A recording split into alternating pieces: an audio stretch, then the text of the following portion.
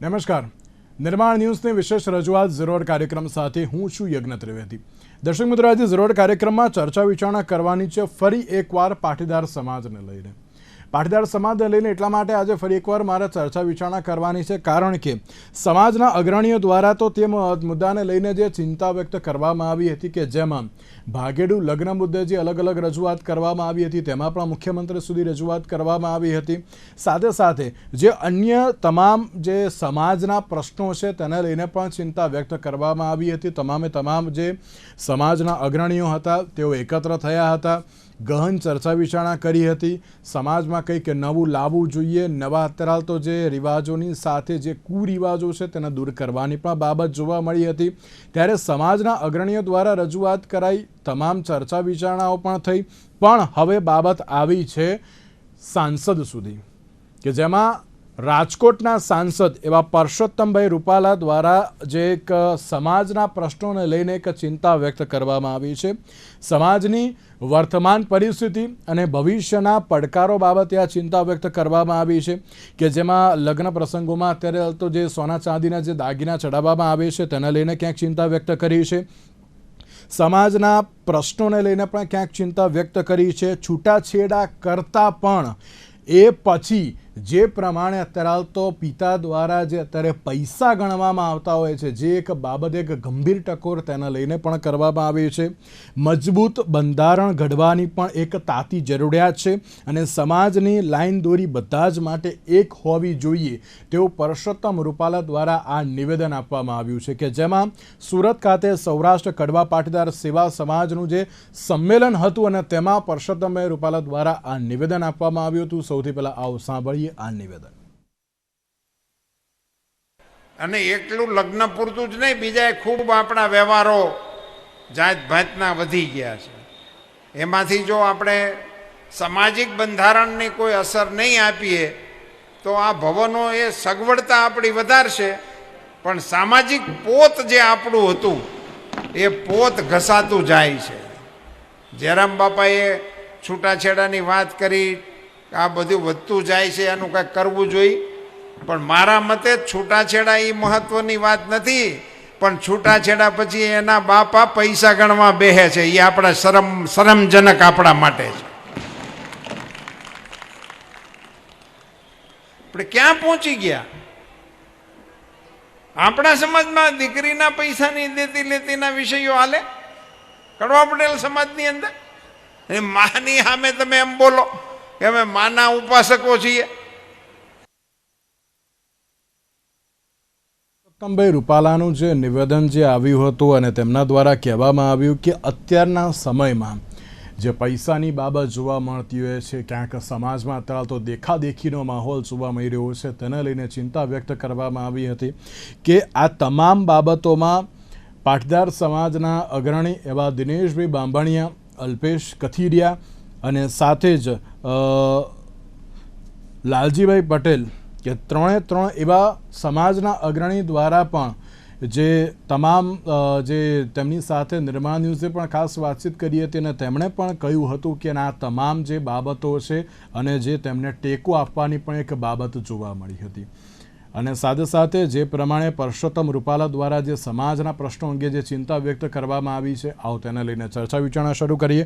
ચર્ચા વિચારણા કરવા માટે અમારી સાથે જોડાઈ ગયા છે વિરાંગભાઈ પટેલ કે જેઓ એસપીજીના મધ્ય ગુજરાતના અધ્યક્ષ છે, અને સાથે સાથે જ ઋત્વીબેન પટેલ આપણી સાથે જોડાઈ ગયા છે કે જેઓ સામાજિક કાર્યકર્તા તો છે અને સાથે સાથે પાટીદાર સમાજના એક અગ્રણી પણ છે. આ બંનેનું સૌથી પહેલાં તો સ્વાગત છે અને ટૂંક સમયમાં એક એડવોકેટ પણ આપણી સાથે જોડાશે.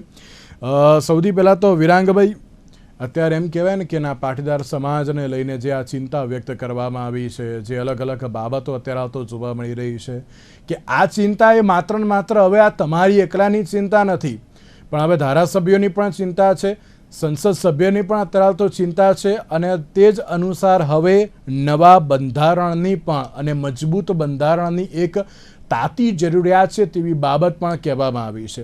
સૌથી પહેલાં તો જે પરસોત્તમભાઈ રૂપાલા દ્વારા જે કહેવામાં આવ્યું છે સમાજને લઈને, તેને લઈને સૌથી પહેલાં તો આપની પ્રતિક્રિયા.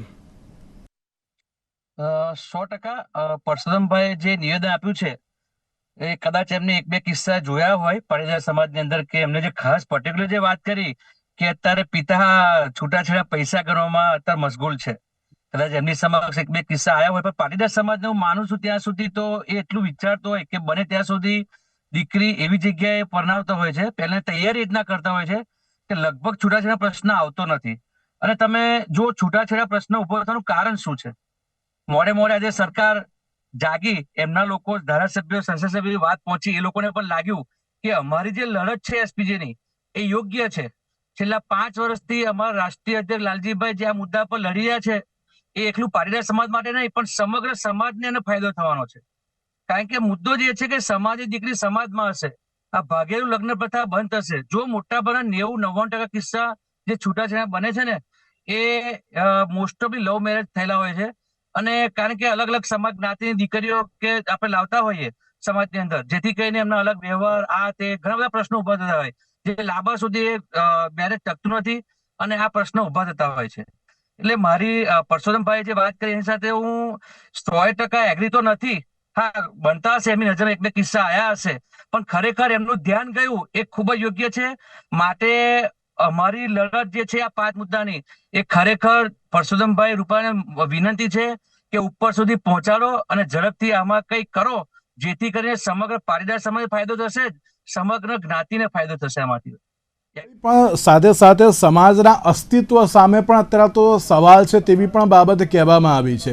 અને સમાજની લાઈન દોરી અત્યારે તો બધા માટે એક હોવી જોઈએ, એવું નહીં કે ના આમના માટે અત્યારે તો વધારે આમના માટે ઓછી, એવું નહીં, પણ બધા માટે એક અત્યારે તો હોવી જોઈએ તેવું પણ તેમના દ્વારા કહેવામાં આવ્યું છે. ના ના, 100%. એટલે તો જો અમારી લડત જે છે એ અમારા પાટીદાર સમાજ માટે પૂરતી નથી. એસપીજી લડત લડ્યું છે સમગ્ર, અમે જે આંદોલન કર્યું અનામત આંદોલન, 10% ફાયદો અમને થયો, બધાને થયો ને, ઈડબ્લ્યુએસ લાયા, બરાબર. આ લડત પણ જે છે આ સમગ્ર જ્ઞાતિની લડત છે. અને સમગ્ર લગભગ તમને યાજ્ઞિકભાઈ એક વાત કહું, અમને લગભગ 500 અલગ અલગ જ્ઞાતિના લોકોએ લેખિતમાં સંમતિ આપી, સમર્થન આપ્યું છે કે ખરેખર લાલજીભાઈ તમારી જે લડત છે યોગ્ય છે, અને અમને અમારું સંપૂર્ણ સમર્થન છે આ બાબતની અંદર. એટલે ખરેખર આ પ્રશ્ન ગંભીરતાથી વિચારવો જોઈએ સરકારે, અને બને એટલો ઝડપથી આ કાયદો લાવવો જોઈએ. મારી આ વાત છે. બિલકુલ. અને જે પ્રમાણે ઋત્વીબેન, આપ એક સામાજિક કાર્યકર્તા છો અને તેની સાથે આઈ થિંક આ જ ટોપિક ઉપર આપણી ત્રીજી કે ચોથી આ ડિબેટ છે કે જેમાં એકમાં ધારાસભ્ય પણ હતા, પાટીદાર સમાજના અગ્રણી પણ હતા. ઋત્વીબેન, જ્યારે આપણે એમ કહેવાય ને કે પાટીદાર સમાજની વાત કરીએ તો અત્યારે હાલ તો એજ્યુકેટેડ સમાજ તેને કહેવામાં આવે છે, સક્ષમ સમાજ અને સદ્ધર સમાજ જેને કહેવામાં આવતો હોય છે, પણ તેમાં પણ બંધારણને લઈને ચિંતા વ્યક્ત કરવામાં આવે, સમાજના અસ્તિત્વને લઈને સૌથી પહેલાં તો ચિંતા વ્યક્ત કરવામાં આવે. આપ તેને સૌથી પહેલાં તો કઈ રીતે જોઈ રહ્યા છો, ત્યારબાદ અન્ય એક મુદ્દા ઉપર હું આવું. જી યજ્ઞભાઈ, પહેલા પણ આપણે જે ચર્ચાઓ કરી ત્યારે પણ મેં કહ્યું હતું અને અત્યારે પણ કહું છું કે હું જે પણ વાત કરું છું માત્ર એક પાટીદાર સમાજનો હિસ્સો છું એ રીતે નહીં, પણ ગુજરાતની એક યુવા છું, ગુજરાતની એક મહિલા છું, એ રીતે આખી આ વાતને હું સમજવા અને ચર્ચા કરવા માંગીશ. સૌથી પહેલા તો આજે જે આ નિવેદન આપણે સાંભળ્યું પુરુષોત્તમ રૂપાલા સાહેબનું, અને એના પરથી આપણે આ ચર્ચા કરી રહ્યા છે. હવે આ એક નિવેદન તો બરાબર છે જેના પરથી આ ચર્ચા થઈ રહી છે, પણ આજકાલ એક નવો ટ્રેન્ડ નીકળ્યો છે કે 15 મિનિટ, 20 મિનિટ, 25 મિનિટનું કોઈ ભાષણ હોય અને એમાંથી અડધી મિનિટ કે 1 મિનિટનો કોઈ હિસ્સો કે જેની ઉપર ચર્ચાસ્પદ બની શકે એવો હિસ્સો લેવામાં આવે અને એના ઉપર ચર્ચા કરવામાં આવે. તો વધુ પહેલા તો સૌથી યોગ્ય એ રહે કે આખું જે વાત કરી હોય, આખી જો એમણે પ્રવચન આપ્યું હોય એ સાંભળીએ, કયા કોન્ટેક્સ્ટમાં બોલ્યા છે એને સમજવાનો પ્રયત્ન કરીએ. અને ચોક્કસપણે એ બહુ ઉંમરલાયક, અનુભવી, માત્ર રાજકારણી નહીં પણ સમાજની પણ સાથે એ મૂળિયા સાથે જોડાયેલા માણસ છે. તો આ જે પ્રશ્નોની જે વાત કરી છે એ અત્યારે આપણને બધાને દેખીતા દેખાય છે યજ્ઞભાઈ. માત્ર ને માત્ર આ પ્રશ્ન નહીં, લગ્નને લગતી ઘણી બધી બાબતો આપણે સતત ચર્ચા કરી રહ્યા છે કે ભાગીને લગ્ન થઈ રહ્યા છે, ડિવોર્સિસ થઈ રહ્યા છે, કે બીજા બધા જ હમણાં જે આ નિવેદનમાં વાત કહેવામાં આવી કે દીકરીનો બાપ પૈસા ગણતો હોય, આ બધી જ વાતો લગ્નની આસપાસ વણાયેલી ઘણી વાતોના અત્યારે એના ઉપર પ્રશ્નો ઉઠી રહ્યા છે. તો આ પ્રશ્નો ઉઠી રહ્યા હોય અને ચર્ચાઓ થઈ રહી હોય તો સ્વાભાવિકપણે એ તો સ્વીકારવું જ પડે કે પાયામાં કોઈક એવી વસ્તુ છે જ્યાં આપણે ચૂક કરી રહ્યા છે, પાયાની કોઈક એવી વસ્તુ છે જેમાં ખામી રહી ગઈ છે, અને એટલે આ ઉપરના બધા જ આપણને દેખીતા જે પરિણામો છે ને એમાં આ બધી ખામીઓ દેખાઈ રહી છે. તો ચોક્કસપણે યજ્ઞભાઈ, લગ્નને લગતી ભાઈએ પણ આગળ વાત કરી કે ઘણા બધા પ્રશ્નો છે. હવે એને આપણે અલગ અલગ રીતે જોઈએ તો સૌથી પહેલા જે ડિવોર્સિસની વાત કરી, અને એમણે એવું નિવેદન આપ્યું કે લવ મેરેજ વધી રહ્યા છે, લોકો પોતાની પસંદગીથી જીવનસાથી વધારે પસંદ કરી રહ્યા છે, એમાં વધારે ડિવોર્સ રેશિયો જોવા મળે છે. તો આ છે ને, આ કેવી વાત છે યજ્ઞભાઈ કે અત્યારે સ્વાભાવિકપણે માણસ પોતાના મનપસંદ જીવનસાથીને પસંદ કરીને એના સાથે જીવવાનું અત્યારે વધારે પ્રેફર કરે છે. લવ મેરેજીસ વધ્યા છે, પણ લવ મેરેજીસમાં જ ડિવોર્સ વધ્યા છે એ સ્ટેટમેન્ટ ક્યાંક ખૂંચે એવું છે, કારણ કે ડિવોર્સના કારણો ઘણા બધા છે. હું મહિલા છું ને અત્યારે મહિલા તરીકે હું દ્રઢતાથી કહીશ કે સ્ત્રીઓનું જે સશક્તિકરણ વધ્યું છે, સ્ત્રીઓનું જે શિક્ષણ વધ્યું છે, સ્ત્રીઓનું જે આર્થિક એમનું પોતાનું ઇન્ડિપેન્ડન્સ વધ્યું છે, આ બધા ફેક્ટર બહુ મોટા છે, જેના કારણે હવે જે પહેલાની પેઢી અમુક વસ્તુઓ જે જતી કરી દેતી હતી, કે કહેવાય કે આંખ આડા કાન કરી દેતી હતી, એ અત્યારની પેઢી નથી થતી. એ બહુ મોટું ફેક્ટર છે. એના સિવાયના બહુ બધા ફેક્ટર છે. એટલે માત્ર ને માત્ર લવ મેરેજને આનું ફેક્ટર ના ગણી શકાય કે જ્યાં પ્રેમ લગ્ન થાય છે ત્યાં ડિવોર્સ વધારે થાય છે. એ બહુ મોટો પ્રશ્ન કરવા જેવો સ્ટેટમેન્ટ છે યજ્ઞભાઈ. અને હજી આપ કંઈક પૂછી રહ્યા છો. જે પરસોત્તમભાઈએ જે એક ચિંતા વ્યક્ત કરી છે કે ડાયવોર્સ થાય એટલે કે છૂટાછેડા થાય પછી જે પિતા અત્યારે તો રૂપિયા ગણતા હોય, આપ તે નિવેદનને પણ કઈ રીતે જુઓ છો? તો મોટી હકીકત છે યજ્ઞભાઈ, અને કાયદાઓનો સદુપયોગ જ્યાં થવો જોઈએ ત્યાં થતો નથી, અને જ્યાં ના થવો જોઈએ ત્યાં કાયદાઓને વાપરીને એનો દુરુપયોગ કરવામાં આવે છે. સ્ત્રીઓને લગતા બહુ સુંદર કાયદા આપણા બંધારણે આપ્યા છે. ખબર છે કે આ પેઢીઓનું નહીં, સદીઓનું આ જે ભારણ લાદવામાં આવ્યું હતું એને નાબૂદ કરવા માટે જે કાયદાઓ બન્યા, એ કાયદાઓનો હું કહું છું એ પ્રમાણે જે સદુપયોગ થવો જોઈએ ત્યાં ઓછો થાય છે, અને અમુક જગ્યાએ એનો દુરુપયોગ થાય છે, એ હકીકત છે. પણ માત્ર ને માત્ર છૂટાછેડા કે ડિવોર્સ વખતે નહીં, હું અહીંયા એ કહેવા માંગીશ કે લગ્નને પણ અહીંયા એક વેપાર બનાવી દીધો છે, અને બહુ અમુક કિસ્સાઓમાં એ પણ જોવા મળે છે કે આ કાયદાઓનો ઉપયોગ કરીને ક્યાંક ને ક્યાંક છૂટાછેડાને પણ એક વેપાર બનાવી દેવામાં આવ્યો છે. હવે આમાં જનરલાઇઝ સ્ટેટમેન્ટ ના અપાય યજ્ઞભાઈ. દરેક વ્યક્તિના વ્યક્તિગત કારણો, વ્યક્તિગત લગ્ન કરવાના કારણો પણ વ્યક્તિગત અલગ હોય છે, ને માણસોના છૂટા પડવાના કારણો પણ વ્યક્તિગત અલગ હોય છે. ત્યાં શું સાચું છે, શું ખોટું છે, શું વ્યવહારિક છે, એના માટે તો કાયદો છે, પણ આ કાયદાનો જ ક્યાંક દુરુપયોગ કરી અને જો કોઈ વ્યક્તિ આનો ગેરલાભ લેતા હોય, જે દીકરીના પિતા તો નહીં પણ કોઈ પણ વ્યક્તિ જો આ લગ્નના માટે જે વસ્તુઓને ખાસ કરીને સ્ત્રીઓને સપોર્ટ કરતા જે કાયદાઓ બનાવવામાં આવ્યા છે એનો ક્યાંક દુરુપયોગ કરતા હોય તો એ ખૂબ જ અયોગ્ય વસ્તુ છે. વિરાંગભાઈ, એક વાત જે આમાં એ પણ જોવા મળી છે કે જે રીતે લગ્ન પ્રસંગની વાત કરવામાં આવી છે, તો લગ્ન પ્રસંગમાં જે અત્યારે ખોટો ખર્ચ જે અત્યારે થઈ રહ્યો છે તેને લઈને પણ એક બાબત પરસોત્તમભાઈ દ્વારા કહેવામાં આવી છે કે ના, પાટીદાર સમાજ અત્યારે તો ઘણો ચલો સક્ષમ, સદ્ધર અને એજ્યુકેટેડ છે, પણ જે લગ્નમાં અત્યારે તો ખોટો ખર્ચ થઈ રહ્યો છે, અને જે સોના ચાંદીના જે દાગીના જે ચડાવવામાં આવે છે ખૂબ જ મોટી સંખ્યામાં, તેને લઈને પણ જે એક નિવેદન તો સામે આવ્યું છે. અને એમ ચોક્કસથી કહેવાય કે ના, પાટીદાર સમાજ દ્વારા એક પહેલ કરવામાં આવી છે.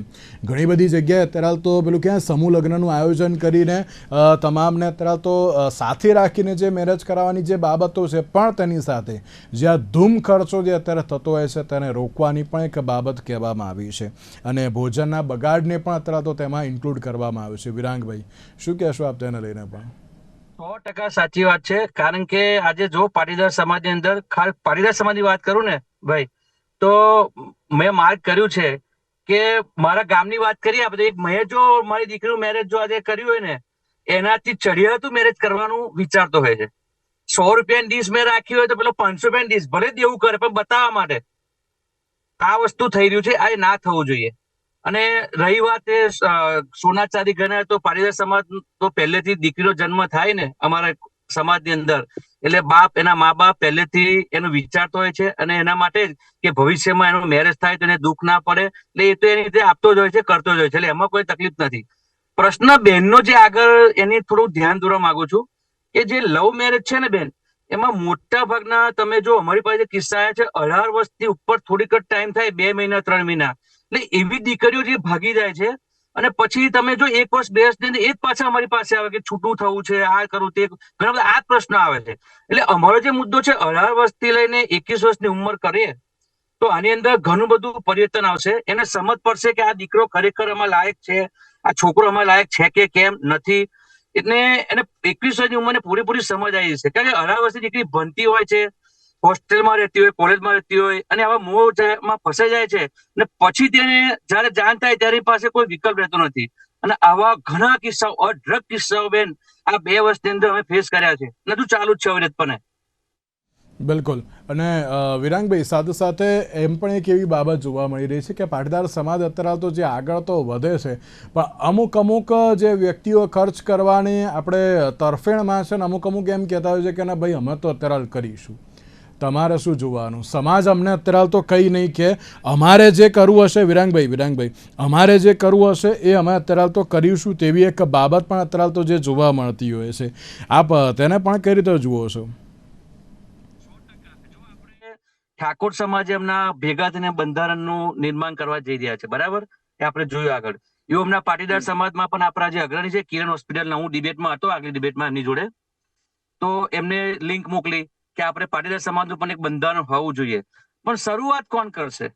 મારું વિચાર કે સમાજની અંદર જે લોકોનું માન સન્માન છે, જે લોકો શરૂઆત કરશે ને એનું અનુકરણ કરશે, ખરેખર તો માન લો કે પરસોત્તમભાઈ, ઉદાહરણ આપું જસ્ટ, કે પરસોત્તમભાઈ રૂપાલા એવું વિચારે કે મારી દીકરીને મારા કુટુંબ બધું આજથી સમૂહ લગ્નમાં અમે કરીશું, તો ધીરે ધીરે લોકો સમાજ પર હવે લોકો વિચારશે કે ના ખરેખર જો આપણા વડીલો છે કે આપણા નેતાઓ છે કે આપણા જે કઈ છે સમાજ આગળ પડે, એ લોકો જો પોતે આ કરે છે તો આપણે પણ કરવું પડશે. તો ખરેખર કોઈ તો નેતૃત્વ લેવું પડશે કે જેને સમાજ ફોલો કરે છે, જેને અનુસરે છે, એ જ લોકો જો શરૂઆત કરશે, ધીરે ધીરે આ પેઢી અંદર પરિવર્તન આવશે. અને જરૂરી છે, કારણ કે પાટીદાર સમાજ આજે ગામડાઓ ખાલી થઈ ગયા છે, લોકો વિદેશોમાં શહેરોમાં જવા લાગ્યા છે, અને પાટીદાર સમાજ એવો છે કે જેને એક સંસ્કૃતિ બચાવી રાખી અને સમાજ દરેકનું વિચારે છે.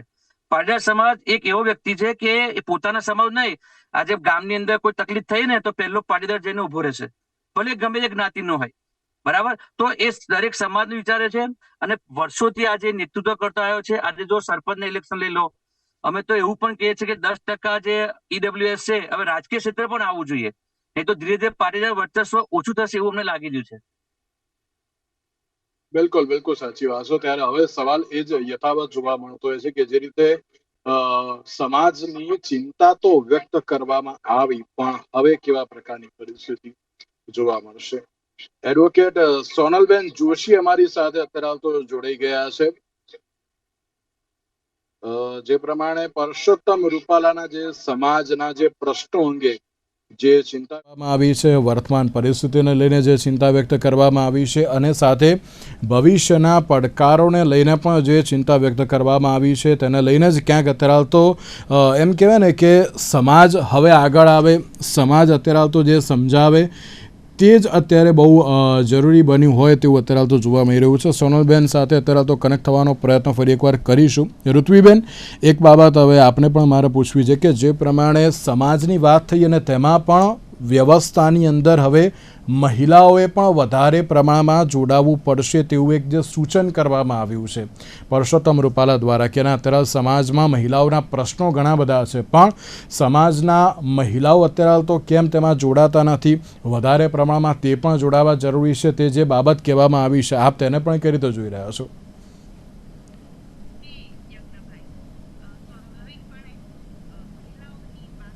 મહિલાઓની સંવેદનશીલતાને એક મહિલા વધારે સમજી શકે, એ જ ઉદ્દેશ્ય સાથે માત્ર પાટીદાર સમાજ નહીં, બધી જ જગ્યાએ દેશનો 50% જો જનનો હિસ્સો મહિલાઓ હોય તો મહિલાઓનું રિપ્રેઝન્ટેશન જો વધારે થશે ને તો આ જે 50% લોકો છે એમનું રિપ્રેઝન્ટેશન સારું થશે અને ઓવરઓલ, આમાં સ્ત્રીઓ કે પુરુષોની વાત નથી, ઓવરઓલ આપણા દેશનો વિકાસ વધારે સારો થશે.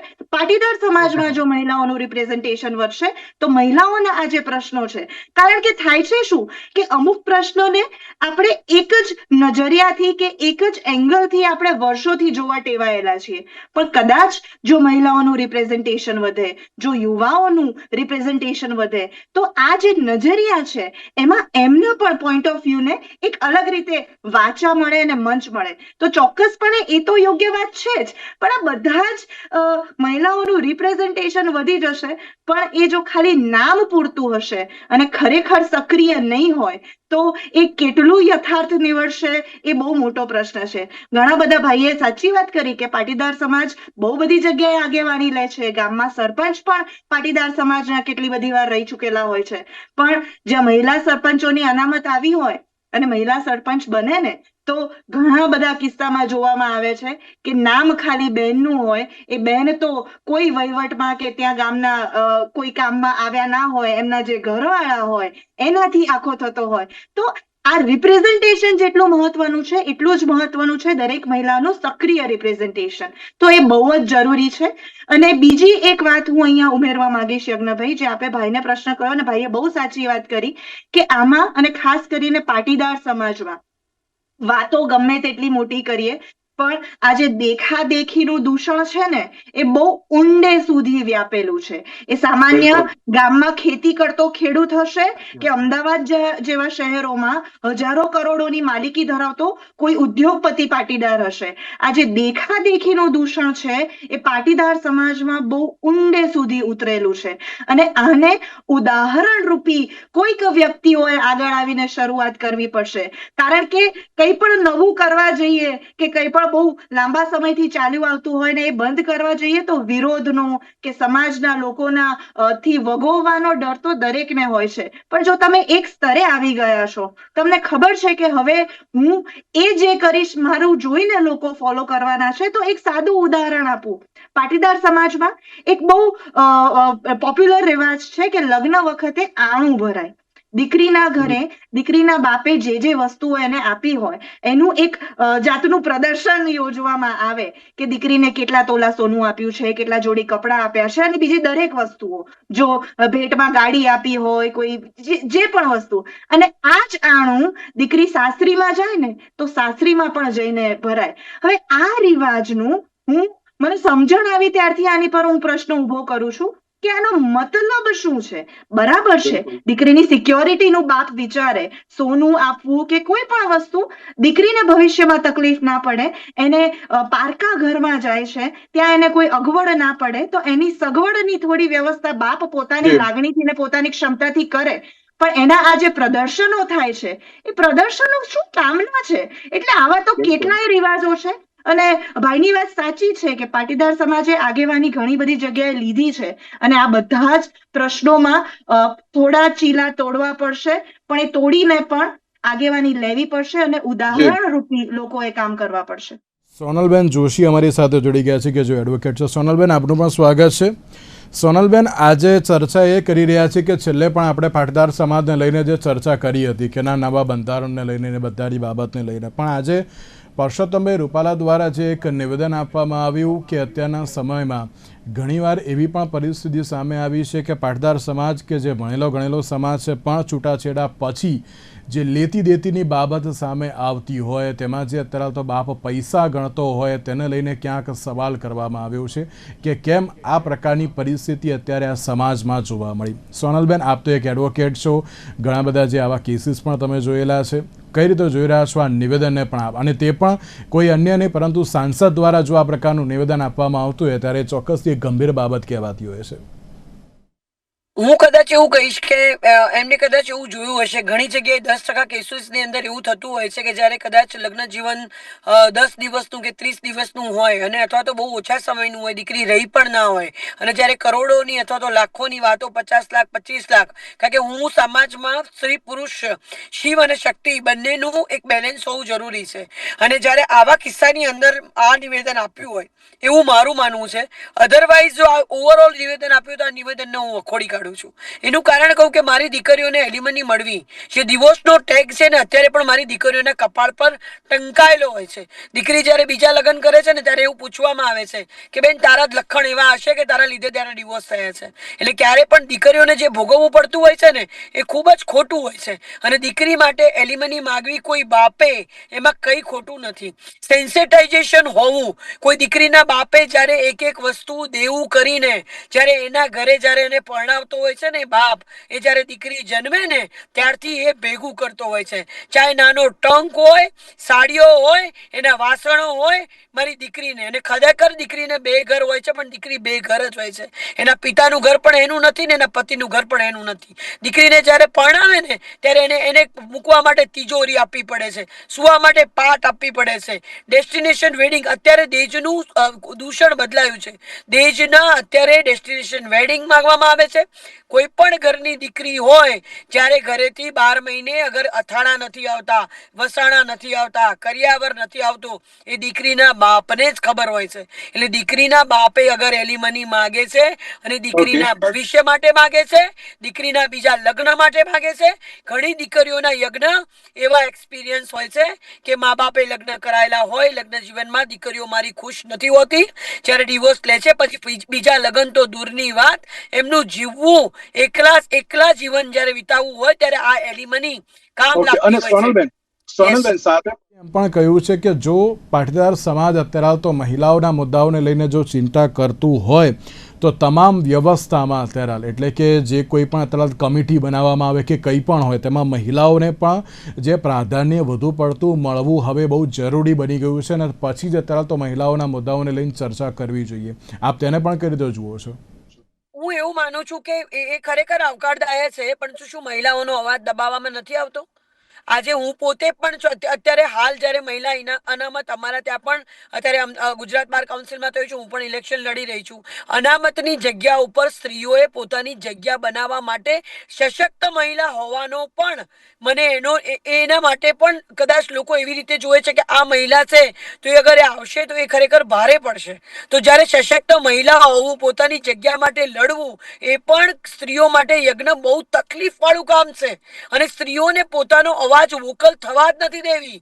કેટલી કદાચ આપણે યજ્ઞ આટલા વર્ષોથી ડિબેટ કરીએ છીએ, કેટલી દીકરીઓ હશે કે જે ખુલ્લા મને આવીને બોલી શકે છે કે પોતે વિક્ટિમ ઓફ ડોમેસ્ટિક વાયલન્સ છે, પોતે લડે છે તો એ કહી શકે છે. દીકરીઓના અવાજને હંમેશા દબાવવામાં આવ્યો છે. અગર દીકરીઓ માટે ખરેખર એમને કીધું કે અગર પાઠ બનાવો છો તો પછી એને બોલવા દેજો, એના ડિસિઝનને સાંભળજો, અને એને કોઈ જગ્યા ઉપર ક્યાંય એમના મંતવ્યો અથવા તો એમના ઓપિનિયનને મેટર કરજો. ખાલી કહેવા ખાતર અમે અનામત ભરી દીધી, અમારે ત્યાં 5 જણા છે, ખાલી 4 ફોટા પડાવી દીધા અને કોઈ જગ્યાએ રિબિન કટ કરાવી દીધી, એ જરૂરી નથી. યજ્ઞ ખાલી મહિલા દિને જ્યારે પૂજા હોય ત્યારે કન્યા પૂજન કરી લીધું, એ કન્યા પૂજન પછી એ જ કન્યાને મારવી, એ જ કન્યાને કાઢવી, એ જ કન્યાને કહેવાય તારા બાપના ઘરે જતી રહે, તું ભિખારી છું.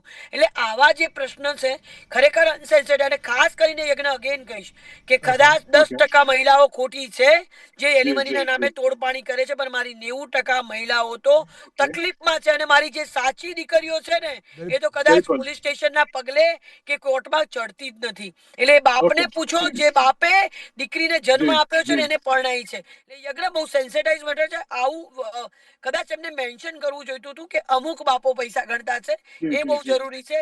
બધાને કોટ કરવાની ખરેખર દરેક પિતાનું અપમાન છે. બિલકુલ બિલકુલ. આપ ત્રણેય અમારી સાથે જોડાયા, આપ ત્રણેય ખૂબ ખૂબ આભાર. સવાલ એ છે કે હવે પાટીદાર સમાજને જે બંધારણને લઈને અત્યારે તો ચિંતા વ્યક્ત કરવામાં આવી છે, લેતી દેતીની બાબત પણ અત્યારે તો જોવા મળી રહી છે. હવે સમાજ દ્વારા બંધારણમાં શું કોઈ અત્યારે તો બદલાવ લાવવામાં આવશે કે કેમ, આગામી સમયમાં તેનું અમલીકરણ પણ કેવી રીતે હશે તો આવનારો સમય બતાવશે. આજના વિશેષ કાર્યક્રમ મને આપશો. નમસ્કાર.